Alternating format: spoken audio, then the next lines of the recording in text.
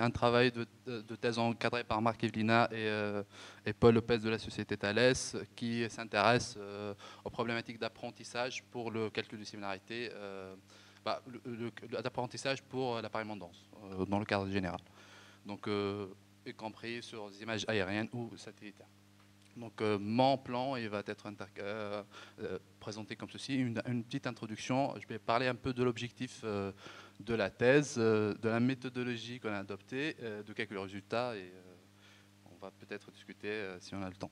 Donc le problème d'appareillement dense, c'est un problème mal défini qui permet de trouver des correspondances pixel à pixel entre couples d'images. Donc ça permet de calculer une carte qu'on appelle carte de disparité, qui permet de dire quelle est la correspondance entre un pixel d'une image de référence et un autre pixel d'une image target.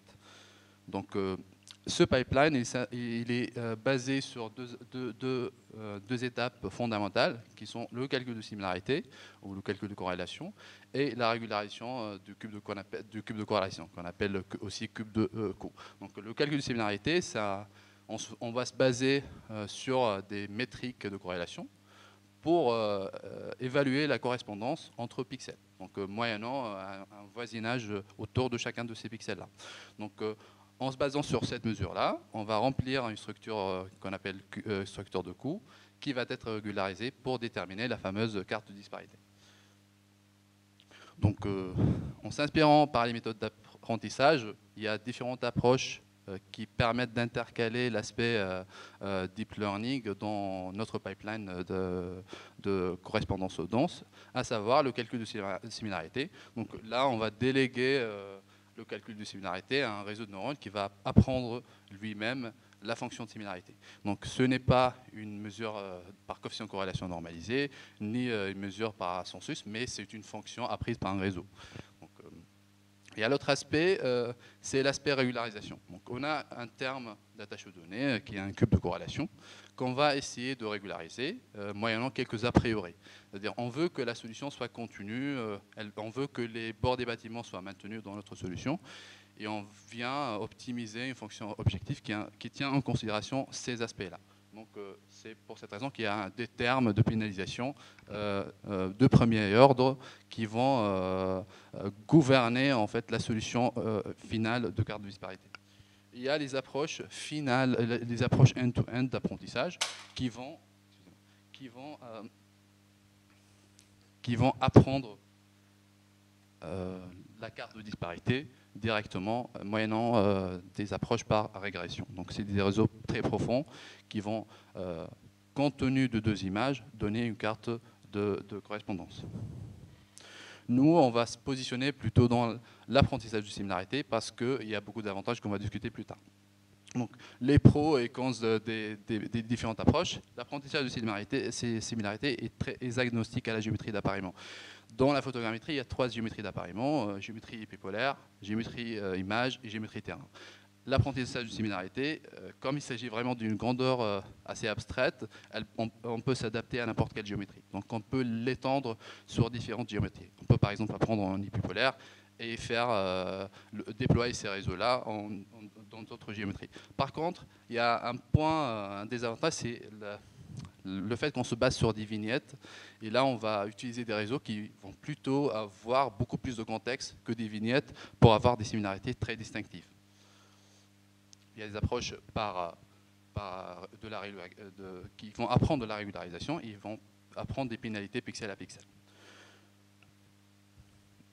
Ici, la majorité de l'état d'art s'intéresse à la méthode de end-to-end pour calculer la surface. C'est très avantageux. Par contre, il y a beaucoup de désavantages. C'est que ces méthodes, elles sont très liées à la géométrie d'appareillement. Si on apprend en épipolaire, on est restreint à cette géométrie. Et aussi, ça présuppose un intervalle de recherche, un a priori géométrique très limitant. Sachant que dans un chantier photogrammétrique d'ordre général, on n'a pas cet a priori. Donc on cherche en géométrie épipolaire par exemple, on n'a pas d'intervalle de disparité fixe. Donc on a un intervalle de disparité variable compte tenu de la géométrie d'acquisition, que ce soit satellitaire ou aérien. Donc une observation qui vient terminer notre analyse, c'est que les méthodes actuelle d'apprentissage pour le calcul de similarité n'ajoute pas beaucoup de contexte. Donc, dans cet exemple-là, on arrive à trouver une similarité entre deux objets, deux pixels issus de deux tuiles épipolaires, mais il n'y a rien qui dit que, par exemple, celui-là correspond à celui-là dans ce cas. Donc, dans ce cas-là, il n'y a pas de consistance dans l'apprentissage. Donc, les approches par vignette, ça permet d'avoir un voisinage, mais pas assez pour affecter les pixels d'une image de référence vers les pixels d'une image de requête. Il y a aussi un autre aspect, un désavantage des méthodes end-to-end, c'est que l'a priori dont je viens de discuter, l'a priori de l'intervalle de recherche, est très limitant. Et ici, on a fait un petit test. On a décalé la tuile de requête de 200 pixels. On sort de cet intervalle prédéfini. Et vous voyez très bien les résultats des méthodes end-to-end qui permettent d'apprendre directement la surface. Donc, ce n'est pas répétable moyennant une petite translation de l'intervalle de disparité. Donc, c'est pour cette raison nous, on veut vraiment adopter des approches ensemblistes de similarité. Et voilà ce genre de résultats qu'on compare avec des méthodes classiques de corrélation type Micmac. Donc notre objectif, c'est d'apprendre des similarités denses, consistantes, sur l'ensemble d'un support de l'image. Pourquoi? On veut éviter au maximum possible la régularisation. Donc on veut vraiment avoir des similarités très, très distinctives dans la phase de calcul de similarité. Donc notre méthodologie, c'est d'alimenter un réseau de neurones profond par des tuiles épipolaires, de faire un pipeline de sampling qui permet de dire voici notre tuile de référence, voici la tuile de correspondance qui lui correspond, et voici une version déformée qui est un exemple négatif. Et on veut que le réseau apprend d'une seule fois que cette tuile-là correspond à cette tuile-là, pixel à pixel, et que ces déformations, juste à côté de la bonne correspondance, sont des exemples faux. Donc, on a testé plusieurs réseaux, donc, notamment des UNet avec des modules d'attention, et on propose aussi une architecture qui a beaucoup moins de paramètres que les UNet et compagnie. Et donc, on arrive à avoir des résultats qui sont assez intéressants. Donc, dans cette architecture-là, si vous voyez, au lieu de laisser UNet apprendre des aspects multi-échelles implicites, on le fait nous-mêmes. On donne à un réseau 4 tuiles multi-échelles qui vont être données à des sous-réseaux qui vont apprendre du contexte multi-échelle chacun et qui vont être fusionnés vers la fin vers des approches de type attention, qui va finalement nous donner, pour chaque pixel, un vecteur descriptif. Ça, je vais zapper. Donc, un autre aspect qui est très intéressant, c'est que si on apprend ça, on doit dire au réseau que les zones occultées doivent être gérées différemment. Donc, on ajoute des termes de pénalisation des zones occultées pour dire, ça c'est une approche très simpliste, c'est-à-dire, dans les zones occultées, on ne veut pas trouver des bonnes correspondances, ce qui est vrai. Donc on veut que les similarités que le réseau nous donne soient très faibles. Donc on ajoute ça comme un terme de pénalisation dans notre fonction de coût qui permet d'entraîner le réseau. On a pu aussi ajouter un module, un MLP, qui lui va apprendre la similarité d'une autre façon. Ça veut dire quoi? Ça veut dire que si on a deux vecteurs, deux descripteurs, on peut faire un produit scalaire normalisé pour calculer une similarité entre ces deux vecteurs. Il y a une autre façon de faire, c'est dire le produit scalaire, ce n'est pas suffisant. On donne à un réseau ces deux vecteurs, il va nous donner une mesure de similarité. Donc on entraîne ce réseau pour apprendre une fonction de similarité qui est différente d'un produit scalaire. Donc tout ce pipeline est intégré dans Micmac, dans son pipeline multi-échelle.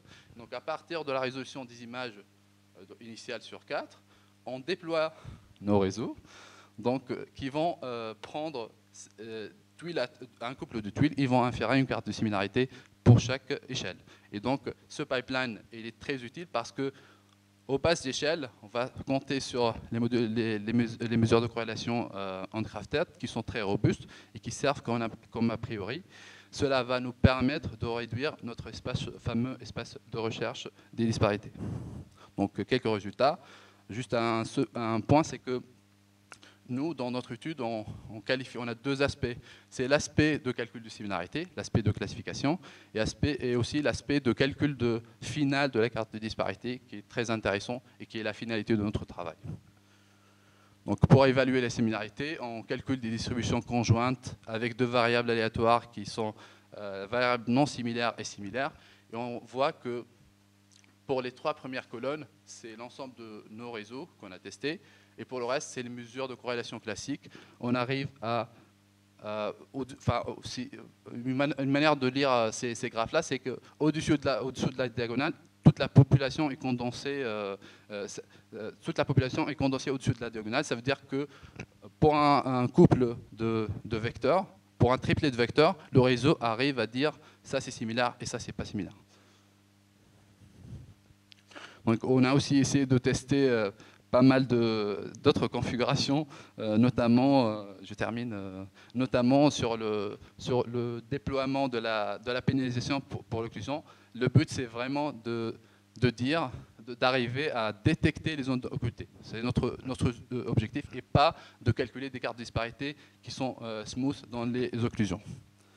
Donc on a aussi évalué notre approche sur des datasets unseen, et on a exploré la généralisation sur des images satellites, et on voit très bien que l'ensemble de nos réseaux, comparé avec des approches end-to-end, on est beaucoup plus fidèle au bord des bâtiments. On récupère vraiment les patterns qui se répètent dans les images. Par contre, les méthodes end-to-end agissent comme des filtres passe-bas. Donc on a une approche qui permet d'apprendre de la similarité dense et qui est très compétitive avec les méthodes end-to-end. Aussi, elle est flexible pour n'importe quelle géométrie d'appareillement. Donc, dans les travaux qui vont suivre, on va plutôt se concentrer sur la pénalisation, apprendre comment pénaliser notre cube de corrélation. Merci.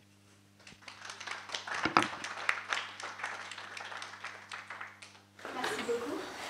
Juste une très très courte question, Siana, avec une très courte réponse. Moi j'ai une question fermée à nouveau. Oui, est-ce que tu fais un apprentissage par ligne? Merci beaucoup. On fait un apprentissage vraiment sur l'ensemble de la tuile, même si on est en géométrie polaire, on peut gagner du contexte issu de l'ensemble de l'image. Il y a des relations entre bâtiments et autres. C'est ce qui fait que le résultat est beaucoup plus robuste en fait.